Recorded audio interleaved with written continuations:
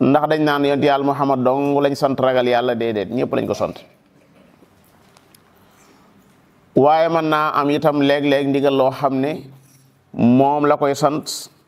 mu bokk ko ak xeet wi lu mel ni yaa ayyuhan nabiyyu ida tallaqtumu nisaa fa talliquhunna li iddatihin yow ku ñu soloo ki waxu ko ida tallaqta soo fasee dane ida tallaqtum nga xam ne ci ñëpp lañ ko jëmee su ngeen faseetee jigéen ñi su ngeen dematee ba bëgg a fase jigéen ñi na ngeen leen fase li iddatihinna mooy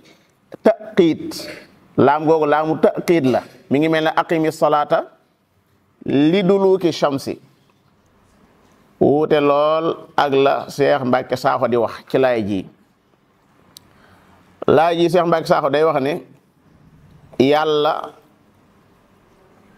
lim gën a jafeel yéen moom ngeen gën a yombal nee na yàlla daa jafeel fase lool waaye nun dañ koo yombal lool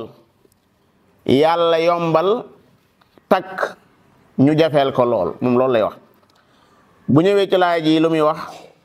danaan fa talliquhunna li iddatihinna mooy jigéen ji su ngeen ko fasee da ngeen koy bàyyi ba idda ja jeex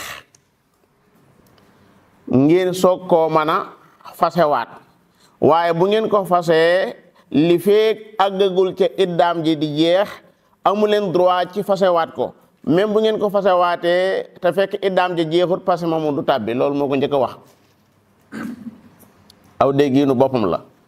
moom danoo waroon a bàyyi rek salaat la mu firil nu alxuraan waaye mu dañu koo bëgg a firil aw déggiinu boppam la ci yor woo xam ne si ñu bari ña nga cay sànkoo laam googu moog laam gi nekk ci li duluki shamsi ñoo bokk bennaat aqimi salaata li duluki shamsi mooy su ngeen dee fase jigéen ñi na ngeen leen di fase ci jamono joo xam ne ñoom danañ daa di mën a jàpp idda fa saasa te loolu mooy jigéen ji bi nga koy fase du nekk ci règle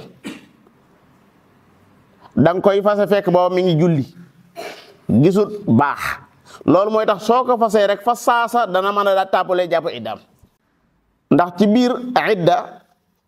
biir règle kenn du ci jàpp idda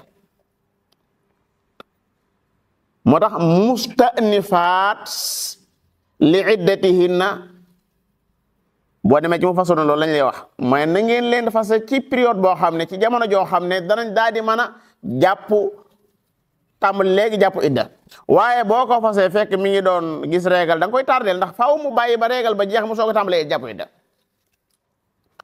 loolu li ma ci yóbbu mooy léeg-léeg yàlla jox ndigal sallallahu alayhi wasallam loo xam ne ndigal li ñëpp a koy bokk bu ñu amee laay joo xam ne daa am ndigal lu ca nekk loo xam ne jamtal na ne yonent yàlla Muhammad rek lañ ko jagleel amaat yeneen laay yoo xam ne day wane ne mën na ko bokk ak xeet wi kon dañuy xool dalil bu ñu amee qarina firnde ji wane ne ci moom rek la yam ñu yamale ko ci moom